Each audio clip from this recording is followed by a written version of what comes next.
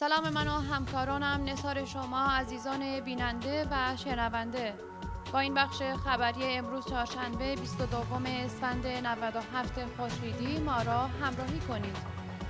در گذشته یکی از هواداران کومله در اربیل عراق، دوشنبه برابر با 20 اسفند ماه سال جاری، یکی از دوستداران کومله با هویت سعدالله مشیرپناهی به علت تصادف جاده‌ای در اربیل عراق جان خود را از دست داد. رفیق سعدالله مشیرپناهی سال 1362 خورشیدی و در خانواده‌ای مبارز در قربه متولد شده است. رفیق سعدالله مشیرپناهی در سال 1397 خورشیدی به صفوف مبارزاتی کومله پیوست و پس از مدتی به علت اینکه بتواند کمک خرج خانواده خود باشد در اربیل به کارگری مشغول شد و تا زمان فوت به عنوان دوستدار کومله همچنان به فعالیت‌های خود ادامه داد. شایان ذکر است که برادر سعدالله مشیرپناهی با نام عبدالله که پیشتر از اعضای کومله بود در سال 1377 خورشیدی و در جریان ترورهای رژیم اسلامی در کردستان عراق به دست یکی از مورخ‌های دست نشانده حکومت ایران ترور شد. کمیسیون اطلاع رسانی کومله ضمن ابراز همدردی پیام تسلیت خود را آراسته خانواده مشیرپناهی، دوستان و اقوام این خانواده خواهد کرد.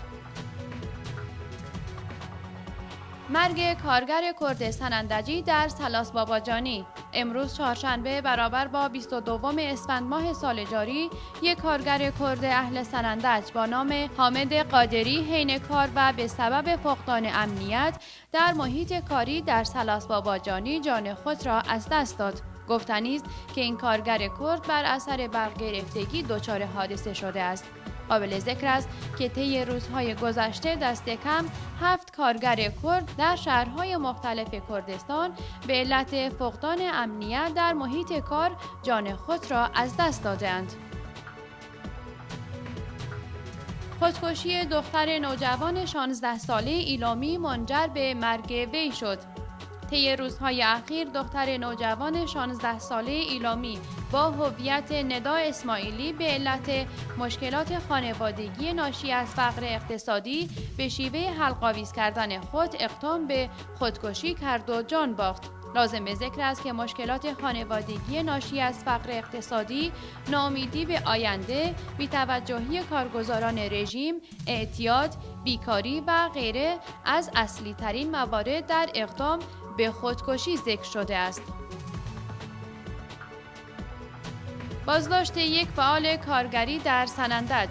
در ادامه موج گسترده بازداشت‌های شهروندان کرد در کردستان، اخیراً یک فعال کارگری اهل سنندج با هویت توفیق محمدی از سوی نیروهای امنیتی بازداشت و به مکان نامعلومی منتقل شد. گفتنی است که این فعال کارگری در حین کار و بدون ارائه برگه قضایی از سوی عوامل حکومتی بازداشت شده است. لازم به ذکر است که علیرغم مراجعه مکرر خانواده نامبرده به ارگانهای امنیتی، تا کنون از سرنوشت و اتهامات وارده بر علیه وی اطلاع دقیقی در دست نیست. در همین ارتباط طی روزهای اخیر 2 شهروند کرد دیگر در پیرانشهر با اسامی قادر محمدپور و عزت محمودی به اتهام مشابه همکاری با یکی از احزاب کرد اپوزیسیون بازداشت و به مکان نامعلومی منتقل شدند.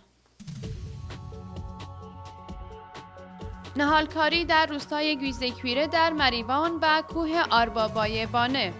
در آستانه نوروز اخیراً نوجوانان و کودکان مدرسه روستای گویزکویره در مریوان به همت جمعی از فعالین محیط زیستی و مدنی با هدف دوستی و آشتی با طبیعت اقدام به کاشتن نهال و بذر کردند. در همین ارتباط دیروز شنبه برابر با 21 اسفند ماه سال جاری، جمعی از شهروندان و فعالین بانئی با همکاری انجمن محیط زیست پاژین در بخش‌هایی از کوه آربابا به طرف پیرمراوه با هدف حفاظت و صیانت از طبیعت و محیط زیست در کردستان اقدام به کاشت نهال و بذر کردند. لازم به ذکر است که کاشت نهال در دیگر شهرها و روستاهای مناطق کردنشین در راستای حفاظت از محیط زیست صورت گرفته است.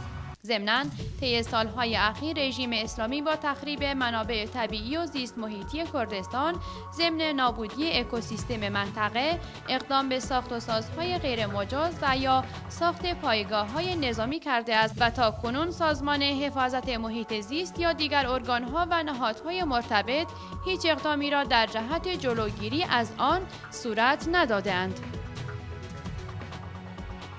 شورای حقوق بشر سازمان ملل در امور ایران تشکیل جلسه داد. دوشنبه برابر با 20 اسفند ماه سال جاری، شورای حقوق بشر سازمان ملل در امور ایران جهت بررسی کارنامه حقوق بشری ایران تشکیل جلسه داد. در این نشست پس از ارائه گزارش جاوید رحمان گزارشگر ویژه سازمان ملل در امور ایران و دفاعیات کارگزار رژیم قطعنامه‌ای با 84 رأی مثبت، 67 رأی ممتنع و 30 رأی منفی در محکومیت رژیم ایران به تصویب رسید. در گزارش جاوید رحمان به سرکوب‌های سیستماتیک فعالین کارگری، سیاسی و اجتماعی در ایران اشاره شده و نامبرده خواستار توضیح کارگزاران رژیم در این خصوص شد. جاوید رحمان همچنین به سرکوب گسترده و حبس معلمان معترض و روزنامه‌نگاران نیز اشاره کرد. گزارشگر ویژه سازمان ملل در امور حقوق بشر ایران از مجازات‌های اعدام، عدم برخورداری از حق دادرسی عادلانه و سرکوب‌های سیاسی و غیره را به عنوان نقض فاحش موارد حقوق بشر در ایران نام برد. به پایان این بخش خبری رسیدیم. تا سلامی دیگر، بدرود.